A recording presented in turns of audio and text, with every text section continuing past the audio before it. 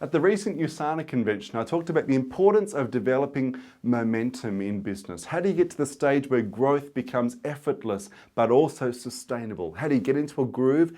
And how do you stay there? And we discussed very briefly from stage the importance of developing daily routines, because it's the consistent, focused activities that will get you into that flow state and build momentum over the long haul.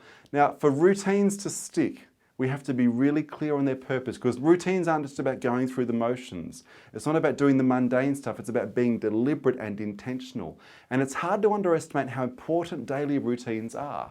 I shared from stage the conversation I had with John Maxwell backstage at one of the USANA events I spoke at recently. And John Maxwell was sharing with me that fantastic principle from a number of his books, where he says, if you want to change something in your life, the secret to doing so is to change something you do on a daily basis. He said the key to your success in any endeavor in life, whether it's in the physical realm with your fitness, or the spiritual realm, or the emotional realm, or the relational realm, or the business realm, he said the secret to your success is found in your daily routine. So if you want to change your results, you've got to change your routine.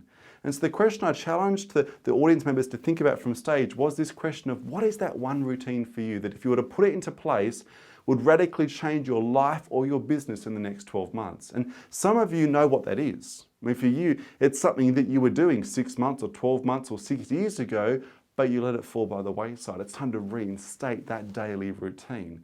But the question is, how do you go from having a good intention? Because most of us have good intentions, or, like you set a New Year's resolution and you stick with that New Year's resolution for maybe a couple of days or a couple of weeks, but then it falls by the wayside. How do you make those good intentions stick? How do you make routines, daily routines that will make the difference? How do you ensure they last? And in this video, I want to look at 7 questions you need to ask yourself consistently if you're going to develop routines that will stick. And so firstly, I would ask you, what is that routine? Once you've got that clear, the first question you need to ask yourself is this: what immediate action can you take to kickstart things, to get off go?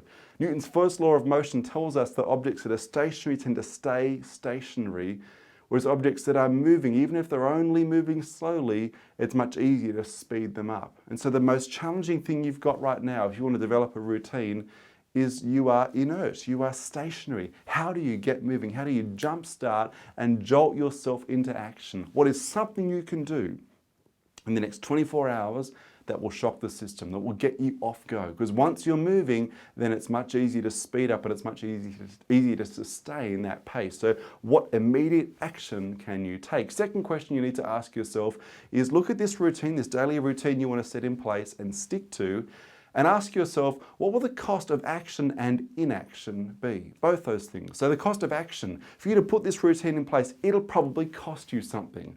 It may mean it costs you some leisure time or some convenience, or just going with the crowd, or going down the path of least resistance. It might take some willpower, some self-discipline. There will be a cost, but also ask yourself, what will the cost of inaction be? If you don't put this routine in place, what opportunities will you miss out on? What goals won't you reach? What are the dreams that will remain unfulfilled if you don't stick to this routine? So it's what will the cost of action, but also the cost of inaction be? Third question to ask yourself is, how might you self-sabotage? Now, you know yourself, you know your natural human nature, and you know the things that you're likely to do to sabotage your own success in sticking to this routine, because you've done those things over the years. For most of us, the thing we do to self-sabotage is we rely far too heavily on emotion. We wait to act until we feel like it. Let's say you want to set a routine of going to the gym every second day.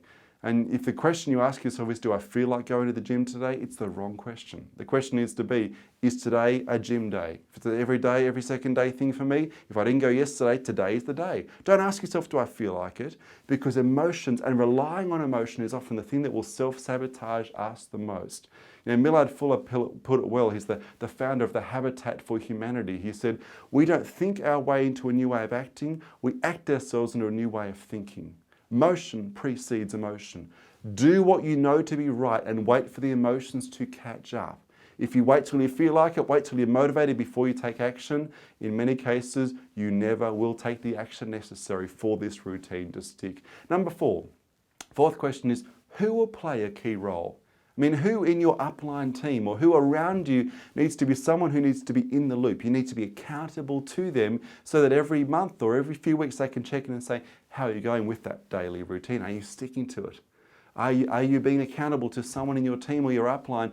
But also, who's going to play a key role in it's a voice that you may want to remove from your life? Is there a family member, someone close to you, even a close friend, who's the sort of person that might actually sabotage you? The one who will douse the flame, who will say, oh really, is that a realistic routine to set? Is that a realistic goal or dream for you to chase after? Who are some of the key people that you need to have in your life to make sure this routine sticks? But also, who are some of the key people you need to make sure aren't in your life, or at least aren't influencing you if this routine is going to last? Number 5, fifth key, is whenever you had success in the past. You think about the last few years, there will have been times where you have stuck to routines for maybe a number of weeks or a number of months. What has worked? What are the things you've done that have been effective? What are the lessons you can learn from those experiences in the past? The other beauty is by looking at the past and saying, when have I actually succeeded in sticking to routines? It just gives you the confidence to know that you can actually do it. Number 6, this is a key question. What mental script may I need to change? See, your behaviors will always be driven by your beliefs. You will never act in a way that is contrary to the way that you see yourself. So for instance, if you see yourself as someone who doesn't like meeting new people, going out and connecting with new prospects is going to be one of the hardest things in the world because you already tell yourself you're not good in making conversation with people you don't know.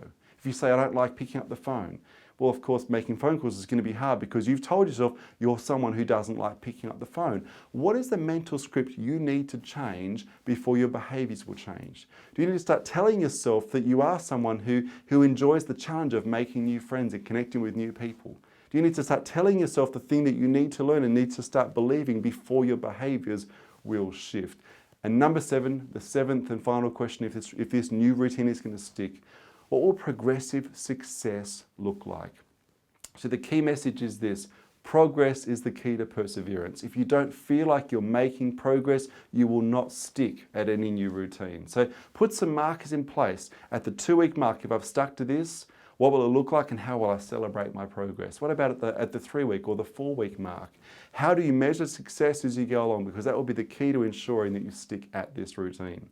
And so I hope those 7 questions have been useful. I want to challenge you to write them down and come back to them routinely if you're going to make this routine stick. And remember this, it is never too late to start, but it's always too late to wait. Whatever this routine is, today is a day to get started, to put some action in place. In a year's time, you won't regret starting today.